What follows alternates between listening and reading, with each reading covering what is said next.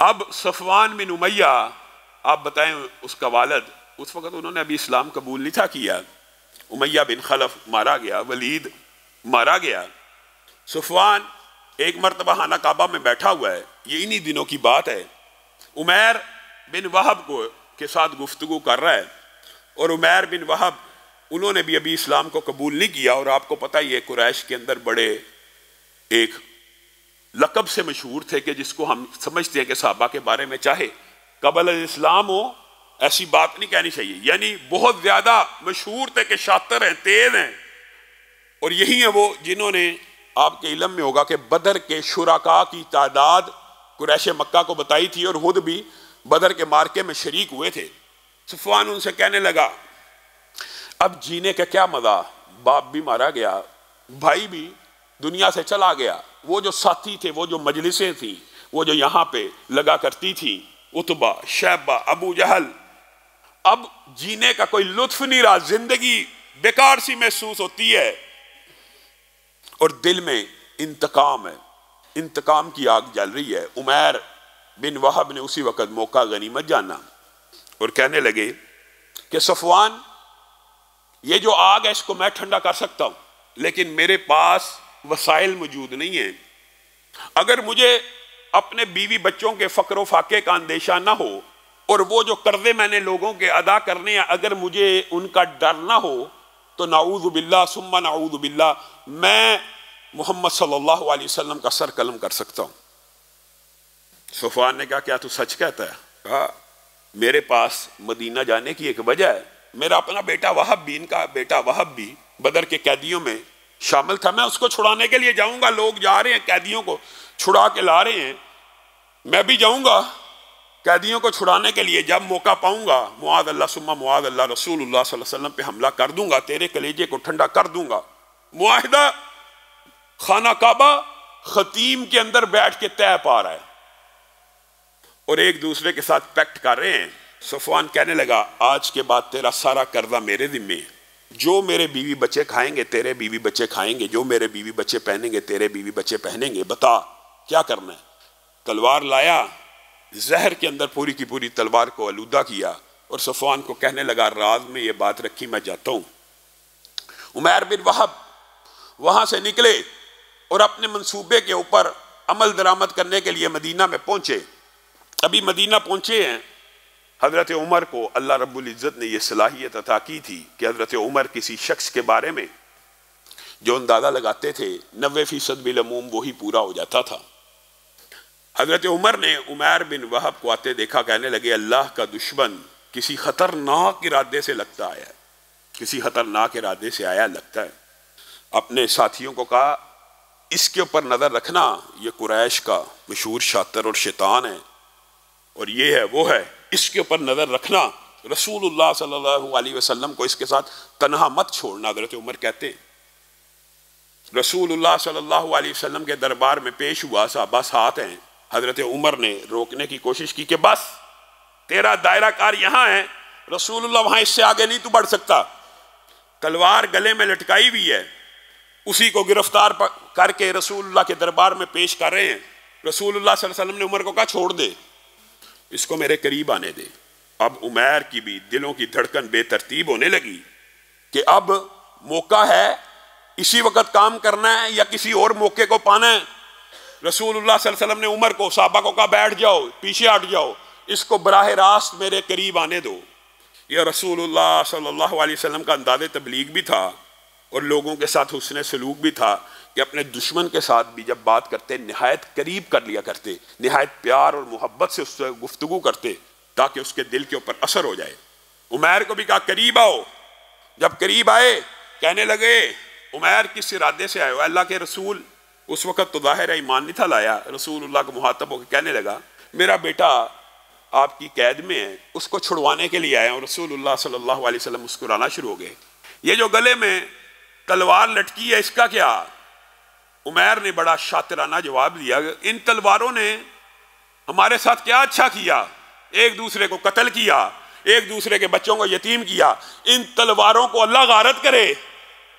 رسول اللہ صلی اللہ علیہ وسلم پھر مسکرانا شروع ہو گئے، کہا عمیر قریب تو آؤ۔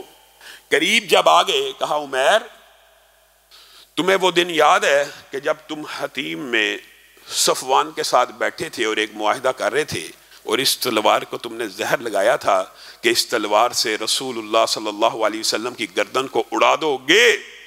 بس پھر عقل مند کے لیے ایک بات ہی ہدایت کا سبب بن جاتی ہے۔ وہی عمیر جو قتل کی نیت سے آیا تھا، رسول اللہ صلی اللہ علیہ وسلم کی گفتگو سنی، کہا اشہد انک رسول اللہ، آپ اللہ کے رسول ہیں، کیونکہ روئے زمین کے اوپر اس وقت خانہ کعبہ اور حتیم میں میرے اور صفوان کے علاوہ کوئی نہیں تھا بیٹھا، آپ کو اگر خبر دیا تو اللہ نے دی ہے۔ اسی وقت اسلام کو قبول کیا۔ ادھر صفوان مکہ کے اندر یہ بات مشہور کر رہا تھا کہ کچھ دن بعد ایک ایسی خبر آئے گی جس سے تم لوگوں کے کلیجے ٹھنڈے ہو جائیں گے۔ جب خبر پہنچی کہ چچا داد عمیر نے اسلام کو قبول کر لیا تو قسم کھا لی آج کے بعد میں اس سے کلام نہیں کروں گا، اور حیران رہ گیا یہ کیا معاملہ ہے؟ یہاں سے لوگ قتل کرنے کی نیت سے جاتے ہیں، وہاں پہ جا کے اسلام قبول کر لیتے ہیں۔ خیر بات آئی ہے تو یہ بات بھی مکمل کرتا ہوں۔ یہی وہی صفوان ہیں کہ جنہوں نے، آپ کو پتا فتح مکہ کے اوپر چند سرداروں نے فتح مکہ کے اوپر لشکر سے مقابلہ کیا تھا، اس میں اکرمہ بن ابی جہل اور صفوان بھی شامل تھے، اور بعض چند اور قریش مکہ کے سردار تھے۔ والد اور بھائی جنگ بدر میں مارے گئے تھے، انتقام کی آگ تھی، لیکن جب فتح مکہ کے اوپر شکست وعدے دیکھ لی تو یہ بھی اکرمہ کی طرح یہ بھی بھاگ گئے، اور انہوں نے بھاگ کے جدہ میں پناہ لی، اور کوشش یہ تھی کہ جو کوئی کشتی آئے گی اس پہ سوار ہو کے جزیرۃ العرب ہی کو چھوڑ دوں گا، اب میرا انجام تو بہت برا ہوگا۔ ادھر عمیر، اس موقع کے اوپر صفوان کی بات آئی ہے تو اس بات کو مکمل کر رہا ہوں۔ اس موقع کے اوپر عمیر رسول اللہ صلی اللہ علیہ وسلم کی خدمت میں حاضر ہوئے اور کہنے لگے اتنے بڑے بڑے دشمنوں کو امان مل گئی، اتنے بڑے بڑے دشمنوں کو آپ نے امان دے دی، اور امان کا مطلب یاد رکھیے یہ نہیں ہوتا کہ کوئی اسلام قبول کرے تو اس کی جان بخشی جائے، پہلے بھی آپ کے سامنے رکھا تھا، امان کا مطلب ہوتا تیری جان بخش دی، چاہے تو اسلام قبول کر یا نہ کر تیری جان کو بخش دیا گیا۔ اب آپ کو پتا یہ ساری زندگی مسلمانوں کے خلاف جنگیں لڑنے والے سردار تھے۔ عمیر رسول اللہ صلی اللہ علیہ وسلم کی بارگاہ میں آئے، کہنے لگے ہر دشمن کو، ہر مخالف کو آپ کے سایہ رحمت میں جگہ مل گئی، کیا صفوان کو امان نہیں مل سکتی؟ عمیر تو چاہتا ہے صفوان کو امان مل جائے؟ ہاں میں چاہتا ہوں، میرا چچا داد ہے، میرا بھی رشتہ دار ہے، سارا قریش ہمارا رشتہ دار ہے، جہاں پہ اتنی عزت اکرام اپنے قبیلے کو مل رہا ہے، صفوان کو بھی امان دے دیجئے۔ جا عمیر، تو نے مانگی میں نے عطا کی۔ اللہ کے رسول صفوان کیسے مانے گا؟ یعنی خود بھی یقین ہے کہ اتنے جرائم ہیں کہ صفوان کیسے مانے گا کہ رسول اللہ صلی اللہ علیہ وسلم نے امان دے دی۔ بعض روایات میں آتا ہے رسول اللہ صلی اللہ علیہ وسلم نے اپنی چادر دی، بعد میں آتا ہے امامہ دے دیا کہ جا اس کو دکھا دیے رسول اللہ نے تیری امان نشانی کے طور پہ یہ چادر اور امامہ دے دی ہے۔ اب عمیر صفوان کے پیچھے پیچھے تعاقب میں جدہ پہنچتے ہیں، کشتی پہ بیٹھ چکے ہیں، اور صفوان نے جب عمیر کو دیکھا تو کہنے لگا اللہ کی قسم میرے سے کلام نہ کری، تیرا میرا معاہدہ ہوا تھا اور میں نے اللہ کی قسم کھائی تھی اور میں تیرے ساتھ کبھی کلام نہیں کروں گا۔ صفوان کیوں اپنے آپ کو ہلاکت میں ڈالتے ہو؟ اور یہ عربی زبان کا مشہور مکالمہ ہے، اور عربی ادب میں ہی اس کا پڑھنے کا جو لطف ہے، اردو میں کوشش کریں گے آپ کے سامنے کچھ رکھیں۔ کیوں اپنے آپ کو ہلاکت میں ڈالتا ہے؟ رسول اللہ صلی اللہ علیہ وسلم نے تجھ جیسے مجرم کو بھی امان دے دی ہے، میرے جیسے مجرم کو ممکن نہیں ہے۔ یہ امامہ دیکھ رہا ہے، یہ چادر دیکھ رہا ہے، یہ رسول اللہ صلی اللہ علیہ وسلم نے بطور نشانی عطا کی ہے۔ کیا باتیں کر رہا ہے؟ مجھے امان مل سکتی ہے؟ کبھی نہیں مل سکتی۔ اور فدا کا ابی و امی، یہ عمیر نے تبلیغی حکمت عملی کو اختیار کیا۔ صفوان تجھ پہ میرے ماں باپ قربان ہو تاکہ دل نرم پڑ جائے، صفوان میرے سے کلام کر، تجھ پہ میرے ماں باپ قربان ہو، ہوا افضل الناس، ہوا احلم الناس، ہوا افضل الناس، ہوا احلم الناس۔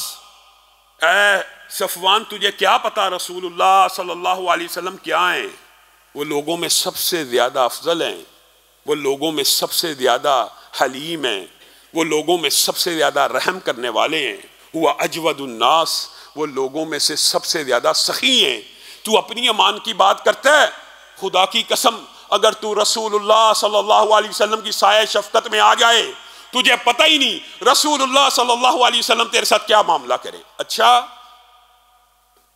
عزہ عزک, شرفہ شرفک, ملکہ ملکک, ان کی عزت تیری عزت ہے, تیرے رشتہ دار ہے, ان کا شرف تیرے لیے باعث شرف ہے, ان کی بادشاہت صفوان تیری بادشاہت ہے.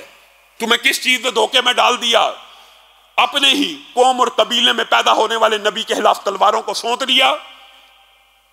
ان کی عزت قریش کی عزت ہے, ان کا وقار قریش کا وقار ہے.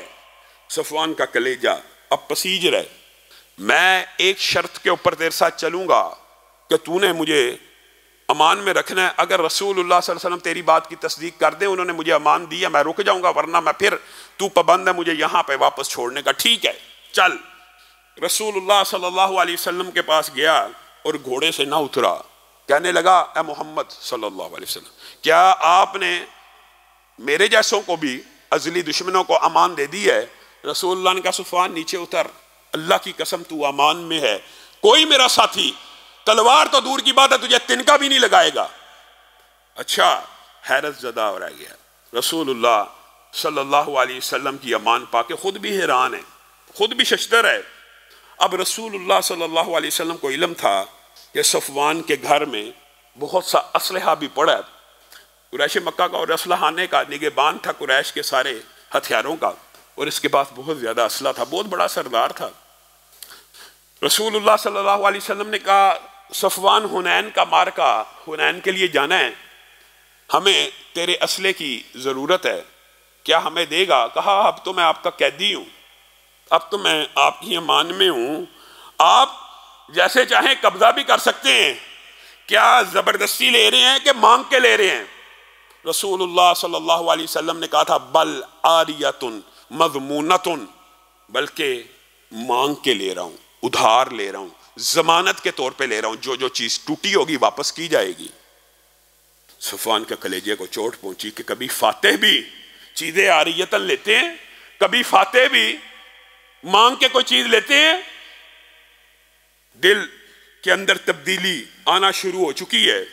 کہنے لگا آپ کو عطا کیے. رسول اللہ صلی اللہ علیہ وسلم کے ساتھ حنین کے مارکے میں شریک ہوا اور رسول اللہ صلی اللہ علیہ وسلم سے کہا مجھے 4 مہینے عطا کیجئے, میں اسلام کو سٹڈی کرنا چاہتا ہوں. اگر 4 مہینوں میں میرے ذہن میں اسلام سچا مذہب ہوا قبول کر لوں گا, نہیں تو آپ کا راستہ چھوڑ دوں گا, آپ اپنا کام کرنا, میں اپنا کام کروں گا. لیکن حنین کی واپسی کے اوپر, حنین کے اندر انہوں نے رسول اللہ صلی اللہ علیہ وسلم کی طرف سے جنگ بھی کی, لیکن اسلام قبول نہیں تھا کیا. حنین کے مارکے سے واپس آئے. صفوان خود بیان کرتے ہیں میں بطور مسلم تو حنین میں شامل نہیں تھا ہوا, لیکن رسول اللہ صلی اللہ علیہ وسلم نے مجھے اتنا عطا کیا, ایک ایک لمحے کے اوپر, ایک ایک میل کے اوپر, ایک ایک سفر کے اوپر, ہر لحظہ, ہر آن مجھے اتنا دیا کہ میرے دل سے نفرت, بغض, حسد کی ایک ایک دیوار ٹوٹتی چلی گئی. وہ جو 4 مہینے کا میں نے محمد الرسول اللہ صلی اللہ علیہ وسلم سے ٹائم مقرر کیا تھا, صرف 3 ہفتے نہیں تھے گزرے, میں نے رسول اللہ کے سامنے, ان کے دربار میں, ان کے سامنے بیٹھ کے کہا تھا اشہد انک رسول اللہ, اے اللہ کے رسول آپ یقیناً اللہ ہی کے رسول ہیں. یہ اخلاق, یہ معاملات, یہ حسن تعامل آپ کے علاوہ کوئی نہیں کر سکتا. یہ وہی صفوان ہے کہ پھر جن کے خاندان کے اندر عظمتوں کی داستان ہے. میرے بھائیوں, آپ کو کچھ لوگوں نے گمراہ کیا ہوا. ہاں ٹھیک ہے, ابتدا میں قریش مکہ کے ساتھ رسول اللہ صلی اللہ علیہ وسلم کی جنگیں ہوئی, لیکن انہی سرداروں کے بیٹوں نے رسول اللہ کے ہاتھ کے اوپر اسلام کو قبول کیا.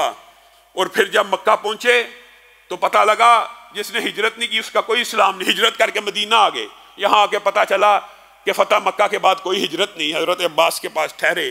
رسول اللہ صلی اللہ علیہ وسلم نے کہا تو ہجرت میں تخیر کر چکا ہے, واپس مکہ چل, اسلام کی تبلیغ کر. پھر انہوں نے ساری زندگی اسلام کی تبلیغ کی. ان کا بیٹا عبداللہ, وہی عبداللہ جس کے بارے میں مشہور ہے کہ اس کے گھر میں مکہ میں چولہا نہیں تھا پوجا کرتا. کس کے لیے؟ غریبوں کے لیے, مفلسوں کے لیے, مزدوروں کے لیے.